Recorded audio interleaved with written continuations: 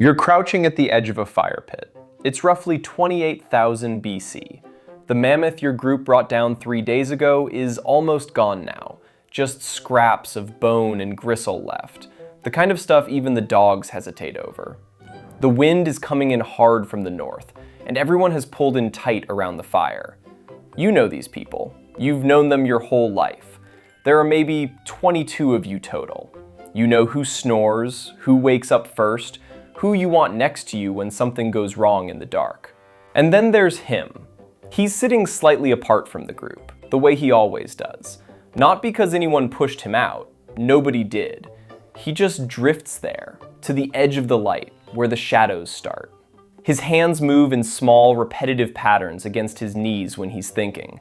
He doesn't make eye contact the way the rest of you do. When someone tells a story and everyone else laughs at the same moment, he laughs 30 seconds later, or not at all, or at something nobody else noticed. He's been like this his whole life. Everyone knows it. Nobody has a word for it. He's just him. Here's what you probably assume happens next, if you're thinking about this the way most people think about prehistory. He gets left behind. He slows the group down. In a world without margins, without hospitals, without any safety net whatsoever, difference equals liability, and liability equals death. That's the story we've been telling ourselves about ancient human societies for a long time. Brutal, efficient, ruthlessly selective. The weak didn't make it. The different didn't make it. Natural selection was nature's way of cleaning house, and early human groups were nature's enforcers. It's a clean story. It makes a certain cold, logical sense. It's also, increasingly, looking like it's wrong. Because here's what the archaeology is actually showing us, and it's one of the most quietly astonishing things to come out of paleoanthropology in the last 30 years. Ancient humans, not civilized humans, not agricultural humans, not humans with written laws or organized religion or philosophical frameworks for compassion.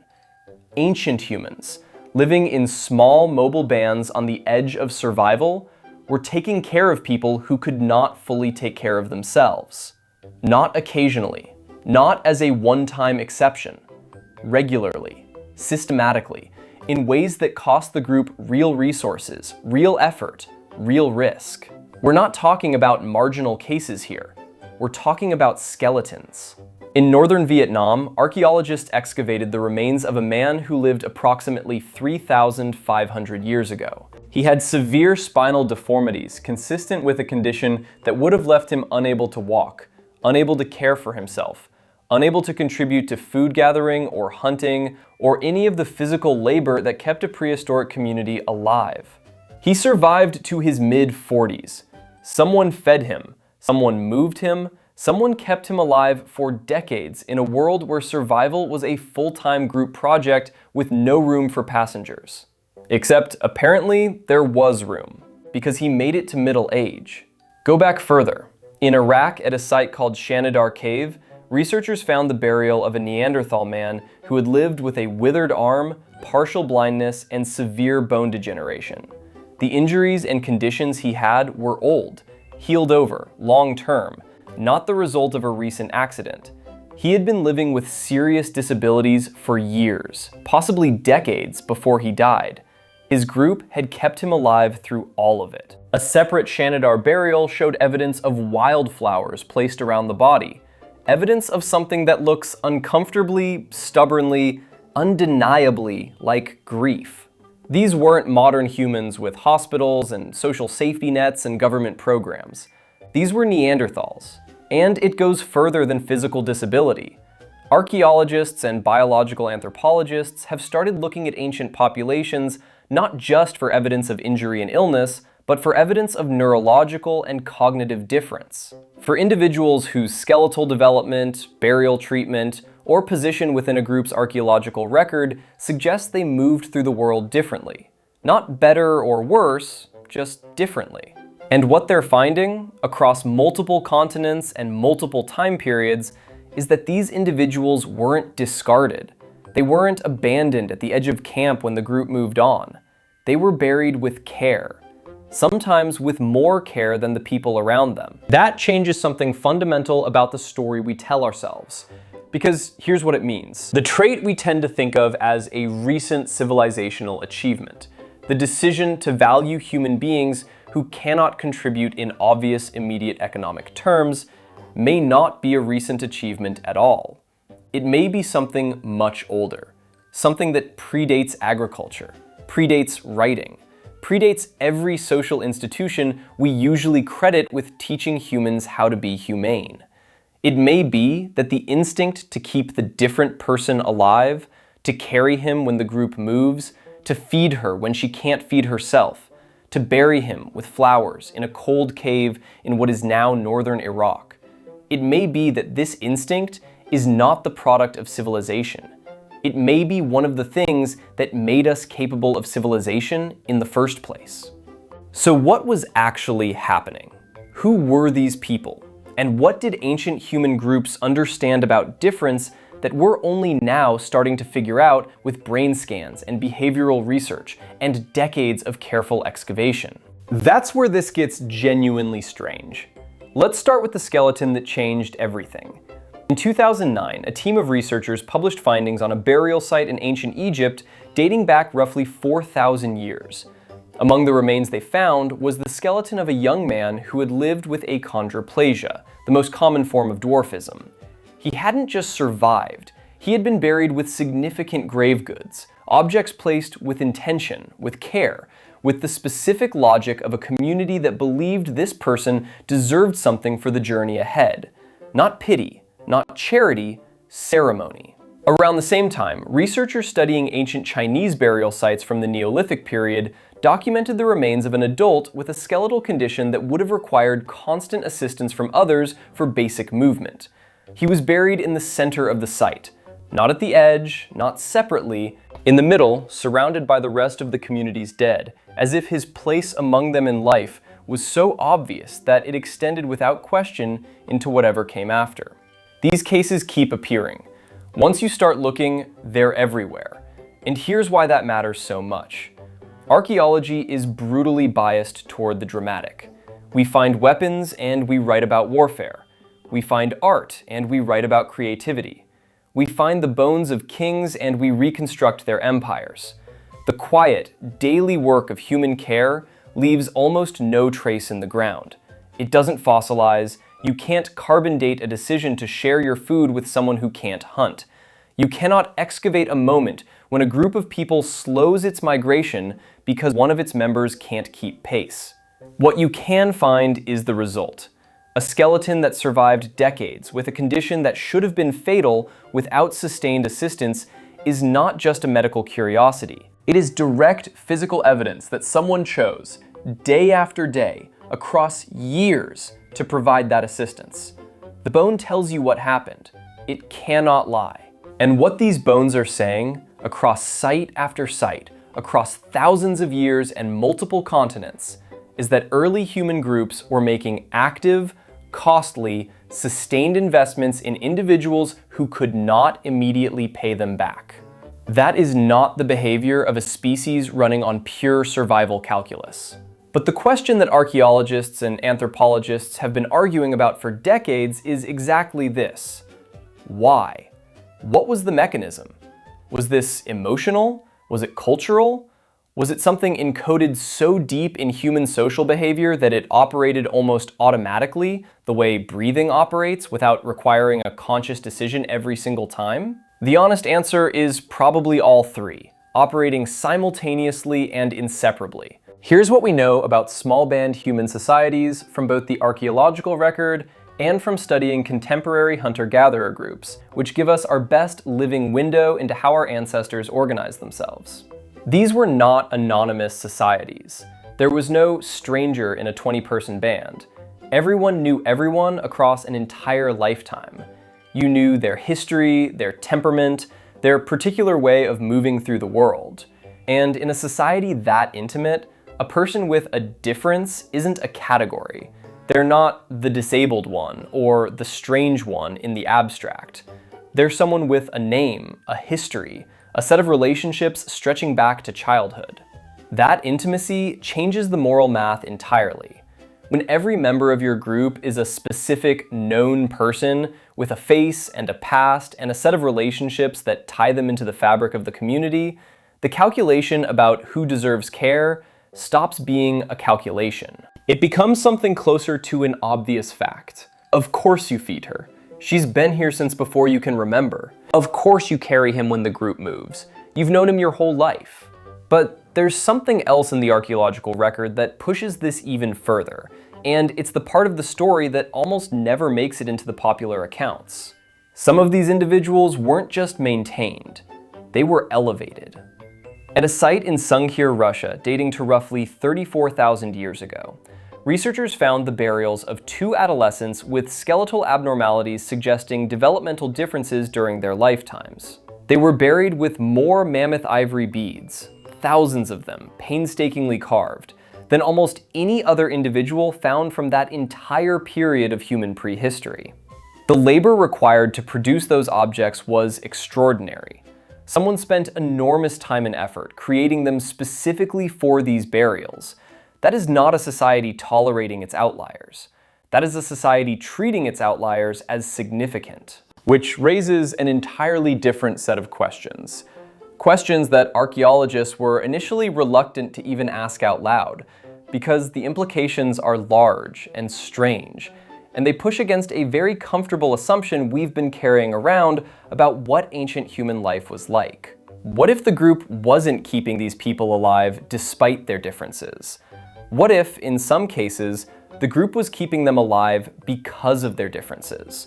What if being different, truly different, in the way that person sat alone at the edge of the firelight, moving his hands against his knees, wasn't a liability at all?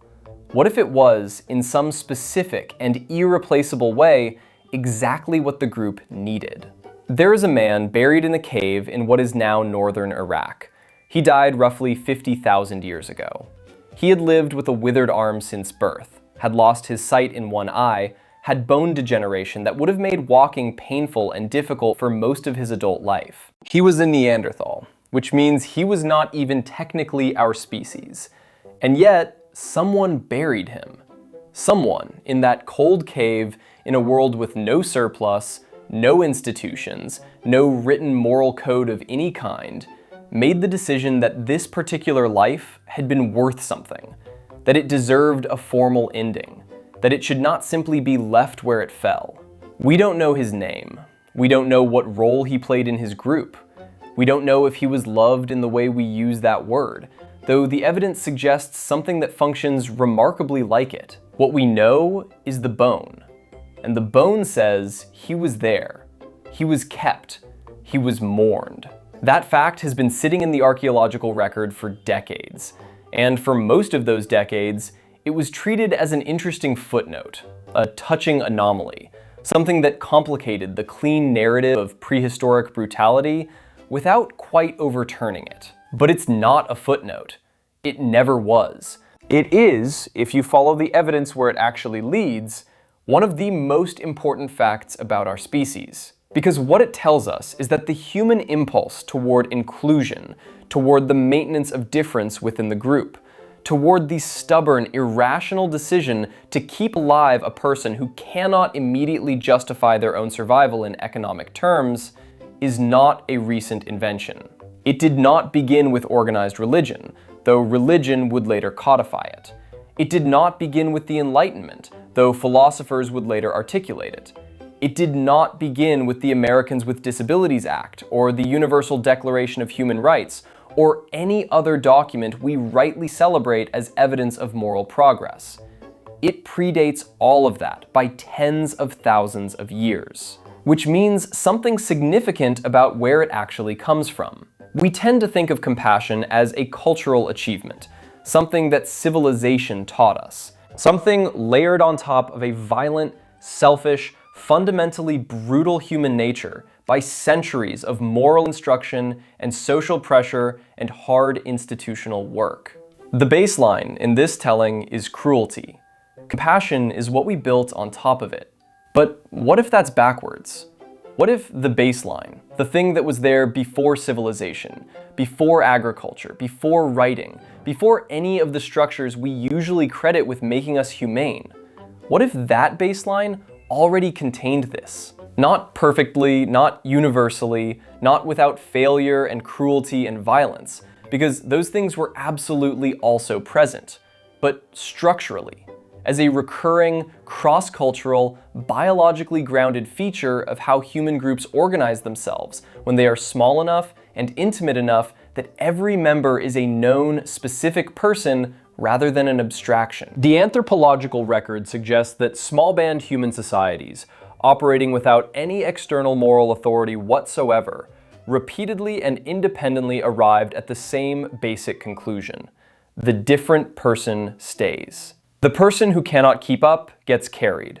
The person who will never hunt, never fight, never contribute in the ways we most visibly measure contribution, that person still has a place here, still gets buried with care when the time comes. That convergence across time and geography is not an accident. It is not sentiment. It is data. And here's what that data is pointing at, quietly, across thousands of excavation sites and decades of careful analysis. The human capacity for inclusion is not something we achieved. It is something we are. It is written into the social architecture of our species at a level that predates everything we have built on top of it. We are the animal that kept the different one alive. We have always been that animal, even when we were barely an animal at all. This does not mean we always get it right. The history of how human societies have actually treated their outliers, their disabled members, their neurodivergent individuals, their people who move through the world according to a different internal logic. That history is long and painful and full of catastrophic failure. We have institutionalized people who should have been embraced. We have pathologized difference that should have been recognized as contribution. We have discarded people who were, in the specific way that man at the edge of the firelight was, exactly what the group needed, and couldn't articulate that it needed. We have done all of that. We continue to do some of it right now. But here's the thing about knowing where the impulse actually comes from. It changes what the failure means. When we exclude, when we discard, when we build systems that treat difference as defect and variation as liability, we are not expressing human nature. We are contradicting it. We are working against something that runs deeper in us than any institution, any ideology, any cultural moment that taught us to be afraid of the person who doesn't fit the template. The template was never supposed to be the whole story. That man at the edge of the firelight, hands moving against his knees, laughing 30 seconds after everyone else at something nobody else noticed, he was not a problem the group was generously tolerating. He was part of what the group was. He was part of how it survived. He was part of how we got here. And somewhere in the architecture of what you are, in the part of you that is not your culture or your opinions or your carefully constructed adult identity, but something older and quieter underneath all of that, you already know this. You have always known this. You feel it when you see someone left out, and something in you pulls toward them without being able to explain exactly why. That pull is 50,000 years old. It is not weakness. It is the oldest thing about you. There is a moment that happens in almost every archaeology documentary that nobody talks about. The camera is on a dig site. Researchers are carefully brushing dirt from bones. And then someone says, quietly, almost as an aside, that this individual survived for years with a condition that would have made independent survival impossible. And then the documentary moves on, to the next skeleton, to the next site, to the pottery shards and the stone tools, and the things we more comfortably know how to discuss. Nobody stops to sit with what that actually means. So let's stop, right here, and sit with it. Someone kept that person alive. Not for a day, not for a week, not through a single crisis that called for an extraordinary act of group solidarity. For years. Through migrations and food shortages and predator threats and every other category of disaster that prehistoric life delivered on a rotating basis. Day after day, through circumstances that made everyone's survival difficult, a group of people made a recurring decision to include someone who could not fully survive on their own. That is not a footnote. That is not a curiosity. That is one of the most important things the archaeological record has ever told us about what we actually are. Here is what we have established across these 3 blocks.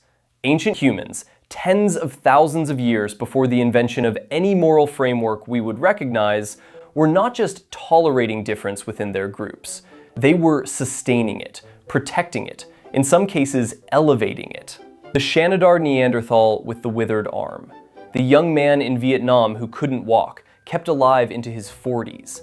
The adolescents at some here buried with more ivory beads than almost anyone else from that entire era of human history. The shamans and the trackers and the knowledge keepers whose cognitive differences were not liabilities but credentials.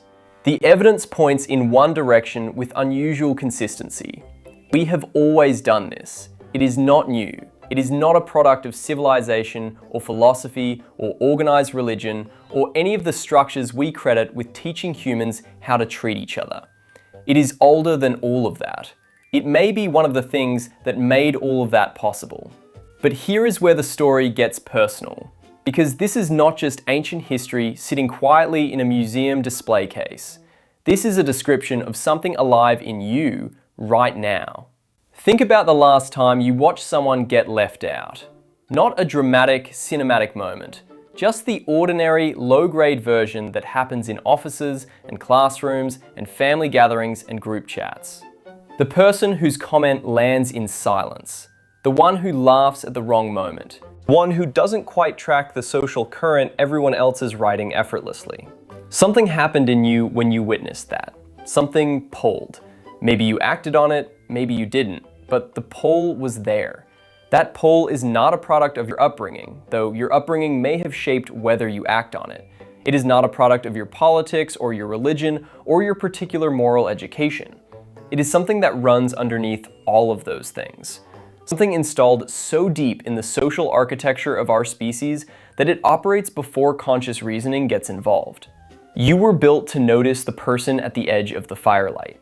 You were built to feel something about them being there. And here is the genuinely difficult part of sitting with this. If compassion toward the different, the outlier, the person who moves through the world according to a different internal logic, if that is not a recent civilizational achievement, but an ancient biological inheritance, then exclusion is not our default. It is our deviation. When we build systems that treat difference as defect, when we design institutions around a narrow template of what a productive, contributing human being looks like, and quietly discard everyone who doesn't fit it, we are not expressing some dark, honest truth about human nature that our ideals are struggling to overcome. We are acting against ourselves. We are contradicting something that was in us long before we had words for it. That reframing matters more than it might initially seem. Because the story we tell about where cruelty comes from changes what we think is possible. If brutality is the baseline and compassion is the fragile recent overlay, then the project of building a more inclusive world is always fighting uphill against nature itself. It is always one crisis away from collapse, one moment of pressure away from reverting to the mean. But if the archaeological record is right, if those bones are telling us what they appear to be telling us, then the baseline is different than we thought. The baseline already contained this. The impulse to carry the person who can't keep pace, to feed the one who can't hunt, to bury with ceremony the individual who spent a lifetime depending on others. That impulse was present in human groups before we had agriculture, before we had cities, before we had any of the infrastructure we usually credit with making us capable of care. The person at the edge of the firelight was there from the beginning, and the group kept them there. Not out of weakness, not out of naive sentiment that the harsh realities of prehistoric life hadn't yet burned away, but because on some level the group understood, through accumulated experience across generations, that the person who sees differently, thinks differently, processes the world through a different architecture, is not a drain on what the group is. They are part of what the group is. You carry that understanding in you right now. It arrived before your first thought. It will be there after your last one. And somewhere, in a cave in northern Iraq, there is a man who lived and was kept and was mourned 50,000 years before anyone thought to write any of this down. He was there. So were the people who chose to keep him. So, in the oldest possible sense, are you.